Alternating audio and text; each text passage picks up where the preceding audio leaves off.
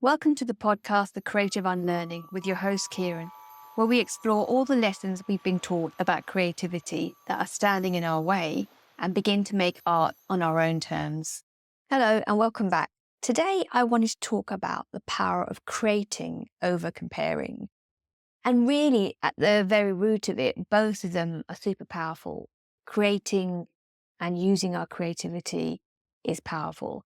And comparing is powerful, not in a positive way, but it's powerful in a way it can reduce and eliminate our creativity at a rate of knots if we're delving into the world of comparison. And I think as artists and creatives, we can be inspired by many things. And at times, if we feel like we're lacking a bit of inspiration, a very obvious thing to do is to go onto our phones and onto social media platforms and start scrolling. And it's a bit of a false idea that we're going to be inspired, because what will happen normally is, in my experience, is the first few minutes of scrolling might be inspirational.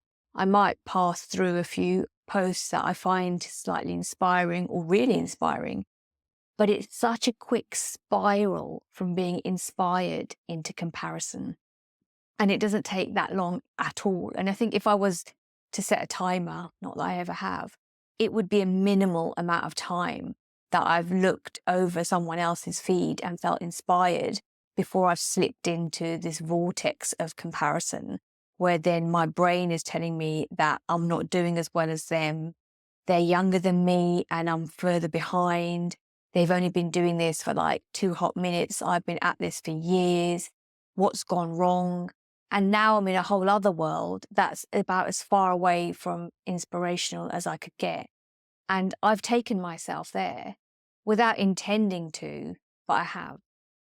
And if we're not aware of this, then we fall into that trap over and over and over again. And it's almost like we don't see that we're doing it. And I kind of think that comparison is like a mental form of self-harm. We keep going there, we keep hurting ourselves, but then we keep going back for more. And it's this kind of putting your hand in the flame and then moving it away, but just continually doing it. And so I think you can tell the difference. Well, you can tell the difference. It's a huge difference. When you're feeling inspired, you're lit up. It's an expansive feeling. You want to explore. You're coming up with ideas. You feel ignited. There's an action to it. There's an inspiration to it. And the feeling of comparison is literally the opposite. There's a heavy weight to it. There's a lot of overthinking. You don't feel good in your body. The last thing you want to do is activate anything. What you want to do is pull away, withdraw, and kind of not do anything. You become a bit inert, if anything. You don't take any action. You go into a level of dormancy where it feels like there's no need to even try, because now you're so far behind. You're so not in the arena of whoever was initially inspiring you that you don't even begin. And so it doesn't feel good. It never feels good. I don't know why we do it, but I think underneath it, we think that if we compare and feel badly about ourselves, in some which way, it might motivate us to do better. And it's like a negative form of motivation. We're going to compare, we're going to criticize ourselves. And somehow, magically, those negative responses to ourselves is going to make us become more productive and more creative. And there's no logic in that thinking whatsoever, because it doesn't make any sense. We can never know how someone got to where they are, especially not scrolling in Instagram grid. We can just see the outcome, and we'll never know the context of their story, of what they went through, of the help they've had, the hurdles they've overcome, what anguish they might be going through in this moment in time. We won't know anything about this person bar one image that we're seeing. And the reason I know this is because I have an Instagram feed, I have a social media feed, and I know that some of the pictures I've posted about my own work, I have known what's behind those pictures. I've known sometimes the troubling times I've been in when I posted. I also know the difficulty I might have had in creating that piece of art, or the trouble I had with the person who commissioned it, or I might have had a wonderful time doing it. It doesn't matter. The picture doesn't tell you the whole story. The picture is the picture. And then there's a whole narrative behind it, which we are not all sharing because we can't keep sharing everything that's going on in our lives. So we're putting up the final pieces, and it doesn't tell us anything about the creative process. It doesn't tell us anything about how that art has really been made or how that artist is really experiencing their lives. All we get to see is an outcome, and then we mistake that as something we're not able to do, or we compare ourselves negatively against, when we're not taking into account the context of anything.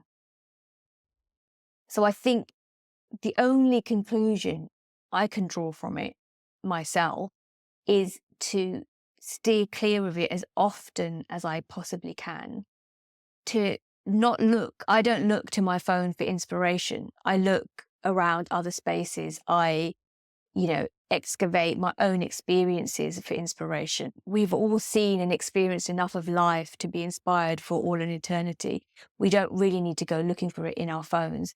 And if we want to, then we really have to be self-aware enough to know when our feelings of inspiration have shifted into feelings of comparison, and to have the discipline enough at that point to put down our phones, put down our devices, and think, no, this isn't good for me anymore. Because it's the same as having one too many drinks or one too many sugary foods. We know we've passed the point of enjoyment, and now we're in the realm of either addiction or in the realm of something that's not great for us. We know it's not good for us, and comparison is not good for us. And we can feel it in our body. We can feel it in our physiology. We can hear it in our brains and the mental feedback we're getting from comparing. So we know it's not good for us. So we need to stay away. And the easiest way to stay away is to not delve into it in the first place. But if you happen to delve into it, then to have the knowledge and the awareness to say, enough, I'm going to put the phone down now. I can tell this isn't doing me any good. And one of the surest ways I know how to combat comparison, or how to not end up in the vortex of comparison, is to create, because we are creatives, and it pains us not to create and instead to compare. So our power lies in what we can make and create. And as artists, our job is to be making art. And there's nothing worse than watching other people make art and do it really well, and scroll endlessly to observe others doing the very thing you really want to be doing.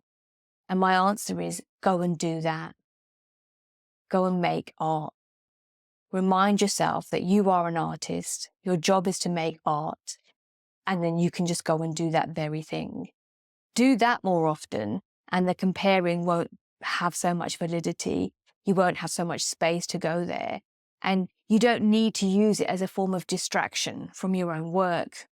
You've got enough creative prowess within you to be exploring your own creative nudges for the rest of your life.